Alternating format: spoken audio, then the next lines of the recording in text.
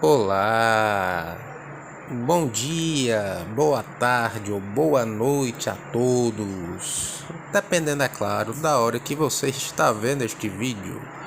Aqui quem vos fala é o narrador clássico e no vídeo de hoje vou falar deles, os misteriosos, selvagens e tão diferenciados vampiros do clã A7K. Isso, esse que me foi bastante pedido aqui nos comentários, né, no canal. O pessoal pediu bastante lá no Instagram do narrador, na fanpage, enfim. O pessoal tava louco para que eu falasse a respeito do A7K. Então é deles que eu vou falar no vídeo de hoje. Mas antes de mais nada, peço a você que não é inscrito neste canal, se inscreva, deixe o seu like, seja muito bem-vindo, né? Eu sou o narrador clássico, estou aqui para trazer uma narração diferente todo dia aqui para vocês. Lembrando que os vídeos saem todo dia às 5 horas, então já fica ligado, ativa o sininho para receber aí a notificação. Caso você não se inscreva, o A7K vai puxar você à noite. Mas sem mais delongas, vamos para o vídeo. Lembrando que este vídeo vai ser um pouco longo, então pega a pipoca e senta que lá vem a história. A7K. A crença setita ortodoxa, né, dita que Sete retornará um dia para governar ou consumir o mundo. E setitas devotos, né, estão preparando aí o seu caminho para a sua ressurreição. Esse é o dogma e o lema que os seguidores do clã A7K, conhecido também como Filhos da Rebelião ou Filhos da Serpente, acreditam e seguem veementemente. Lembrando, no caso, que o clã A7K, eles descendem da quinta dimensão, né? Então, no caso, são clãs é um clã, no caso, extremamente poderoso, que descende aí de grandes habilidades e poderes. Então, a gente vai conhecer, vamos explorar aqui ponto a ponto desse clã, que é bastante conhecido no meio sobrenatural e chama tanta atenção, tá? Então, já se prepara aí, preparar sua coberta, sua pipoca, seu petisco, porque eu vou me aprofundar um pouco aqui neste vídeo, tá? Vamos lá. Primeiramente, a história, pessoal. Na antiguidade, né, nas primeiras noites, o clã A7K era bastante centrado em seu antediluviano, que, para quem não sabe, são os vampiros originais, tá? E não surpreendentemente, no Egito, ok? Muitos contos diferentes são contados sobre sua divindade e como, no caso, ele foi amaldiçoado por Ra em sua luta contra o rival Osíris, Ra, deus do sol, para quem não conhece, tá? A quem ele finalmente conseguiu matar em seu abandono por seus discípulos e companheiros antediluvianos, que seriam aí os outros vampiros originais que foram transformados diretamente pelo original Caim, tá? A semelhança do caminho de Tifon, todos esses relatos, eles são considerados verdadeiros, pessoal, porque a limitação, apenas uma versão, é apenas mais um sinal da influência de Ra e Osíris neste mundo. Pois é. Pode-se dizer também que o Jet de Sete teve uma influência bastante grande no Egito como um todo durante os dias do Egito faraônico, embora também seus esforços fossem sempre minados pela Liga Osiriana sob a liderança de seu eterno inimigo Horus, tá? Ele mesmo guiou seu clã de seu grande templo em Ombos e às vezes se envolveu também pessoalmente com a destronação de faraós que estavam muito arraigados por Maat e os esquemas de Aeons.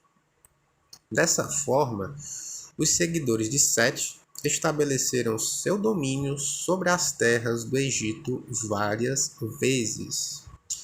Primeiro, durante o reinado de Ixos, em uma aliança com os La Sombra, que é outro clã que eu vou falar mais pra frente aí em outros vídeos. Depois, durante a 19ª dinastia de Ramsés e durante a Idade Helenística de Alexandre o Ótimo.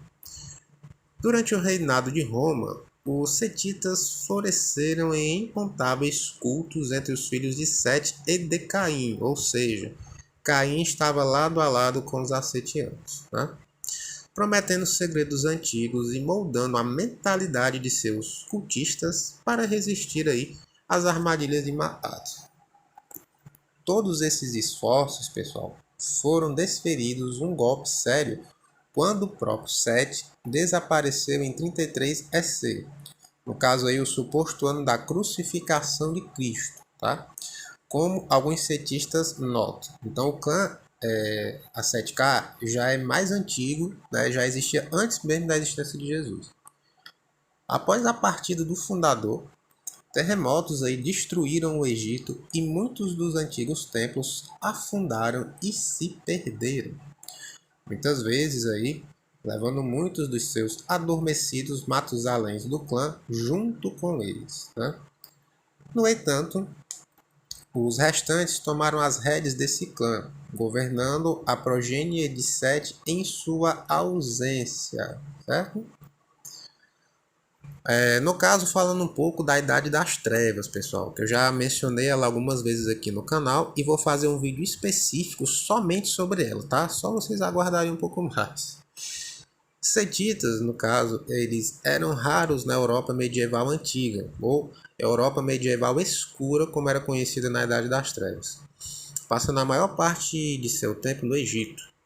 Durante este tempo, a primeira heresia apareceu dentro deste clã, crescendo a partir de Constantinopla, onde o desonesto Hierofante havia endossado uma filosofia de corrupção por si mesmo, ao invés de uma ferramenta para libertar uma pessoa de influências externas no seu serviço de conjunto.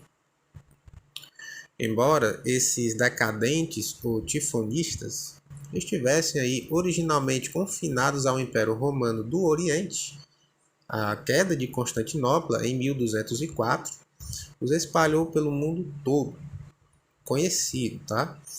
Onde ensinaram suas filosofias desagradadas e às vezes até praticavam a demonolatria, ou seja, a adoração aí demoníaca. Os hierofantes também procuravam colocar a situação sob controle, banindo esses vampiros do Egito. Eles estavam sendo caçados juntamente com os outros clãs. Ao fazer isso, eles tornaram impossível para eles aprenderem a sua verdadeira história, deixando-os se espalhar por toda a Europa sem nenhum empecilho. O clã A7, pessoal, antes do seu exílio total ao Egito, eles estavam espalhados na Europa também, junto com os Brassov e os Volturi, tá? Setitas, eles eram conhecidos como os Varli de Sete, nas terras da Arábia e do norte da África, e passavam também muito de seu tempo lutando para manter a influência na Europa, fora de suas terras. Embora afirmassem dominar o Egito, na verdade só possuíam algumas propriedades que poderiam ser chamadas de suas por direito. O resto pertencia a outro Bate e os Garou de Saara, que eram os antigos lobisomens, tá bom? O clã contra o qual eles mais lutaram era o que tinha maior poder sobre as regiões islâmicas, né? E as Ashira, os Banu, que eu ainda vou fazer um vídeo só sobre eles. Um tratado temporário, no caso, foi alcançado, mas as relações permaneceram difíceis entre os dois anos depois. O clã tinha uma profunda inimizade com os Ashira, que viam sua religião idólatra como uma grande blasfêmia, enquanto que os Setitas viam uma fé que os vampiros islâmicos endossavam como um sufocamento da ordem natural que Sete buscava restaurar, tá? Então, no caso, pessoal, o clã A7, ele sempre viveu em conflito, né? Eles são conhecidos como selvagens, né? Como eu falei no início do vídeo, por conta dessa peculiaridade. Onde eles chegavam, eles tentavam dominar outros clãs e tomar suas posses, suas propriedades. o que os fez serem pessoas não gratas no meio vampírico, tá? E no caso, na era vitoriana, como é que os ascetes estavam sobrevivendo na era vitoriana, né? Os setitas, eles se divertiram na era vitoriana, bastante inclusive. Conforme aí o conhecimento antigo, era exigido cada vez mais na sociedade dos membros a clientela dos setitas, eles eram requisitados. E eles estavam aumentando cada vez mais à medida que muitos membros descobriam a utilidade de suas barganhas. Eles eram conhecidos também como os barganhadores ou os burgueses no meio dos vampiros. Eles sempre estavam tentando negociar aí alguma coisa. A presença dos setitas nas cidades, né, onde os clãs dominavam durante a época, né, essa época vitoriana, aí, já por volta do século XIX, era cada vez mais alta e alguns príncipes os permitiam até mesmo em sua comitiva. E com os escritos tabus puritanos da sociedade, o crescente interesse aí no ocultismo e no crescente comércio de ópio, né? Para quem não sabe, ópio era uma droga muito forte, muito semelhante à heroína hoje em dia, que vicia tanto quanto, corrompia os mortais a serviço de Sete, era mais fácil do que nunca, ou seja, os asceticas eles foram responsáveis pela entrada do ópio na Europa, né? Um dos grandes responsáveis, inclusive. Ó, narrador clássico também é a história aí para vocês, né? Apesar da ocupação de sua terra natal ancestral, os setitas eles foram capazes de manter grande parte de sua influência no Egito e alguns, né, como Isaac, estavam se opondo ativamente aos príncipes estrangeiros que ocupavam suas cidades antigas. Eles não aceitavam a ocupação do território. Além disso, o clã também se expandiu fortemente para a América nesta época. Foi nesse período, pessoal, que os clãs começaram a se espalhar pelo mundo, se dividir mais, tá? E os asceticados, eles começaram a se recolher, né? Começaram a se exilar no Egito, totalmente. A fim aí de corromper e influenciar o jovem governo nos Estados Unidos, bom? Então, no caso, esse período, né? Essa passagem, no caso, foi quando os assetianos eles começaram a se espalhar, se dividir aí na Europa e foram se exilar completamente no Egito. Eles tinham essa descendência, essa necessidade de expandir seus domínios, tá bom? Falando um pouco mais sobre a organização em si, a organização setita é principalmente local, é territorial, com o único templo ou redes de cultos, né, representado a presença da serpente na cidade, ou seja, o principal símbolo do clã Ascete é a serpente, tá? Geralmente os membros desse clã utilizam um anel ou então um cordão com a serpente, ou então utilizam a cruz de Malta, geralmente com asas de anjo, para representar sua adoração a Lúcifer. Eles são quase todos os membros adoradores fortemente assumidos aí do luciferianismo, tá? No caso, os setitas nas cidades raramente tramam entre si, eles geralmente são muito fiéis uns com os outros, preferindo enfrentar ameaças externas em unidade ao invés de interesse próprio cismático das seitas. Eles não agem muito pelos interesses do clã, dos outros clãs, mas mais uma questão individualista com o próprio clã A7K. Né? Eles se protegem bastante.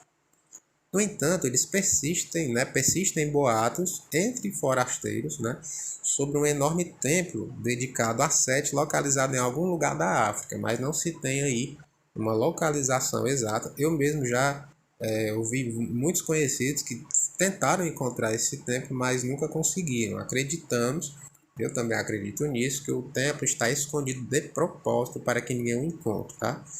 No caso, dizem que esse templo é governado por terríveis Matusaléns que afirmam ser filhos do próprio Sete, ou seja, esses Matusaléns teriam contato direto aí com o Caim, tá?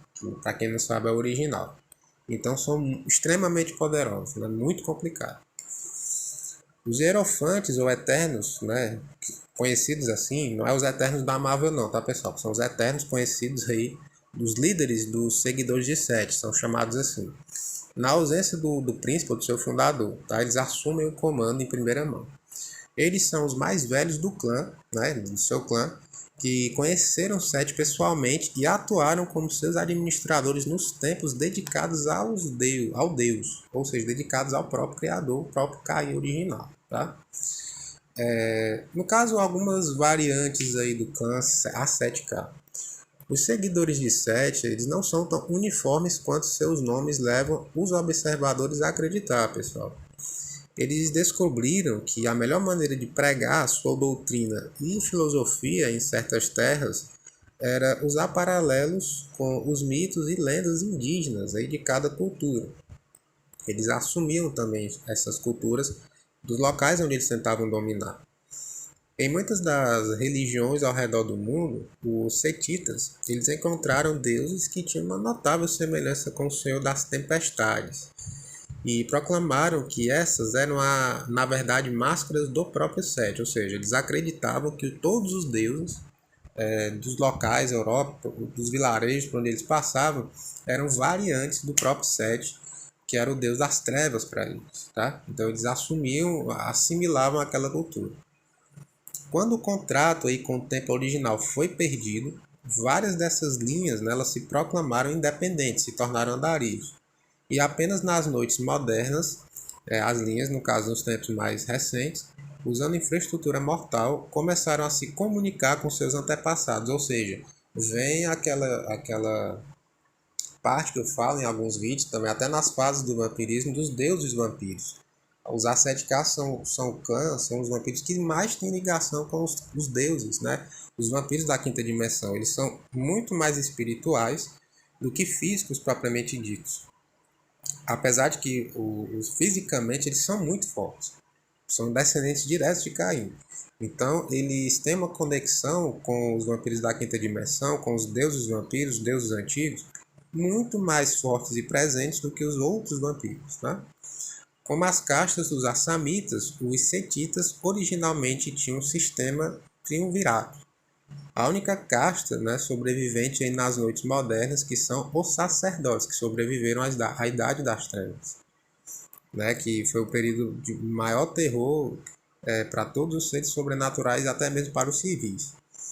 Com a casta original dos guerreiros e as bruxas extintas, né, no caso foram as bruxas que foram queimadas, todos os setitas modernos são considerados membros da casta do sacerdote, a menos que especificado de outra forma.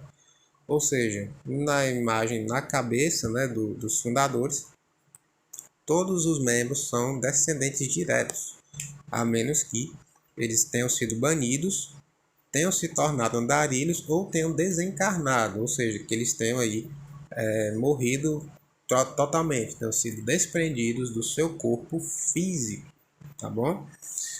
Enfim, esse é um resumo muito, né, propriamente dito aí do clã A7K, sobre o que eles fazem, né? Lembrando que no caso os cultos, né, a ênfase dos seguidores dele na revelação são muito ligadas aos cultos pessoal, né, que gera dezenas de pequenos outros cultos. Os grupos setitas, eles também surgem por meio de interações com a cultura local, eles sempre se misturam, eles estão sempre ali tentando absorver essa cultura. E simplificando para vocês, os setitas não são todos um bando de imigrantes egípcios, não, nada disso. Já que a doutrina deles é bem flexível para começar. Os setitas, pessoal, eles facilmente se comprometem com as culturas locais, inclusive absorvendo e adicionando ainda mais diversidade ao clã. Eles são muito abertos nesse ponto, o que gerou muita controvérsia na época. Um culto típico consiste em um templo de fundação e vários templos menores espalhados pelo mundo. O Egito, que é a sede principal, abriga a maioria dos templos fundadores, né, realmente antigos e prestigiosos, são os maiores. O hierofante de um culto poderoso, ou sacerdote sênior, né, fica supervisionando aí o tempo da fundação. E os principais sacerdotes de templos filhos, ou filhas, importantes, né, eles são simplesmente chamados de sumos sacerdotes. É uma hierarquia que eles têm, um pouco diferente da nomenclatura tradicional. Um sacerdote que administra um pequeno templo sozinho não tem nenhum título especial que o resto do clã honre, tá? Então, esses aí são as nomenclaturas. Agora, para vocês entenderem, alguns cultos dos asceticados, eles são conhecidos por alguns nomes peculiares. Eu vou estar falando aqui para vocês entenderem um pouco, tá? O culto do Tifon, o primeiro. Tem os filhos de Dambalá, o culto de Taré, os filhos de Judas, que aí vem a linhagem lá de Judas Iscariote, Casa do Eclipse e a Irmandade de Setquimé. E a igreja de Madalena, da Madalena Negra. São alguns aí dos cultos e dos locais para que eles se reúnam, tá? Aí você me pergunta, tudo bem, narrador, eu entendi essa parte histórica, mas a questão da transformação do clã dos A7K, como é que funciona essa parte do abraço, como é que seria isso? No caso do abraço, pessoal, nada mais é do que a transformação no meio vampiro. As crianças em potencial para os seguidores de Sete, né, eles geralmente escolhem desde a infância, frequentemente passam algum tempo envolvidas com o culto setita. Elas são treinadas e moldadas, tá? Elas são, então, no caso, doutrinadas nos mistérios do clã antes de se tornarem um de seus membros. Elas são ensinadas antes da sua transformação até atingir uma determinada idade. Eles podem vir de qualquer origem cultural, embora muitos sejam forasteiros, solitários ou de alguma forma marginalizados pela sociedade, o que frequentemente é o que leva aos frutos proibidos oferecidos pelo culto de Sete. Em primeiro lugar, eles gostam de abrigar pessoas que estão sem rumo, perdidas, tá? Curiosamente também, os setitas contam com sua geração a partir de Sete. Então, sua geração é frequentemente declarada como sendo 2 passos abaixo do método de contagem padrão que deriva os vampiros de Caim. Matusalém, de 4ª geração, né, seria considerado um membro da 2ª geração dentro do clã A7, que já é uma ramificação deles. Outra faceta, pessoal, é que alguns seguidores de Sete não são realmente abraçados como seguidores de Sete, certo? Calma que eu vou explicar. Em vez disso, eles são vampiros de outros clãs, né, que passaram aí por todos os seus mistérios, doutrinas, aceitaram Sete como seu verdadeiro deus e foram formalmente introduzidos ao clã. Embora tais vampiros não abandonem seu clã, né, original, a maldição do clã, né? Por exemplo, um Ventrui convertido aí, um Volturi, perdão, convertido em Sete, ainda abraçará as crias de Volturi e terá uma inclinação peculiar para a sua presa, tá? Eles aprendem serpentes e feitiçaria setita, assim como seus caminhos da iluminação gratuitamente, mas eles não deixam de pertencer ao seu próprio clã. Um convertido de outro clã não é tratado como cidadão de segunda classe dentro do clã 7K, mas sim como um irmão de fé, que é uma distinção muito mais importante do que o sangue. Um estranho aceitar o Deus das Trevas é um evento muito alegre para os A7K, mas para um ancião mais conservador já existem aí controvérsias, tá? Existem até alguns rumores de seres sobrenaturais não membros se juntando aí ao culto dos A7K, ou seja, não são apenas vampiros que são recebidos aí dentro do clã. Outros seres também acabam fazendo parte, tá?